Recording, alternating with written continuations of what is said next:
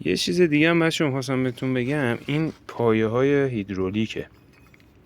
این پایه هیدرولیکا جدیدا اصلا به درد نمیخوره. من نمیدونم حالا ماشین من اینجوریه یا ماشین شما هم اینجوریه. من هرچی از اینا میگرفتم میبستم بعد یه مدت میشکنه، یا از این کنج میشکنه دو تیکه میشه، یا این مثل این نگاه کنید بعد از اینجاش هم میشکنه. بعد اینا بر ضخامتش 1 میله، نمیدونم چه جوریه که میشکنه. حالا رو ماشین من میشکنه. من انقدر انداختم دیگه خسته شدم. بعد قبلا ارزون بود، الان نگاه می‌کنی فکر کنم 2 تومن 3 تومن شده همین آشغال. اومدم چیکار کردم، رفتم اینو باز کردم، نذاشتم کامل بشکنه، یه ذره شکسته بود، باز کردم با کاغذ مقوا شابلون اینو در آوردم، جا سوراخاش و شکلش و اینا رو مقوا در آوردم.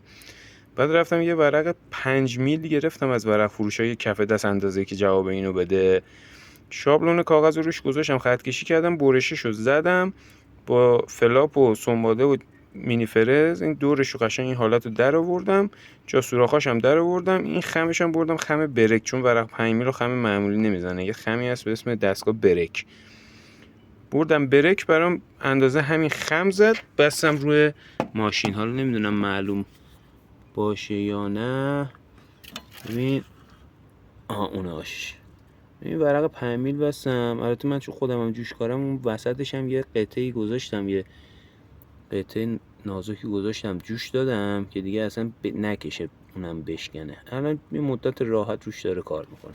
بعد این کلا واسم 500 تومن هم در نیومد. حالا اینا 3 میلیون بده اینا میشکنه.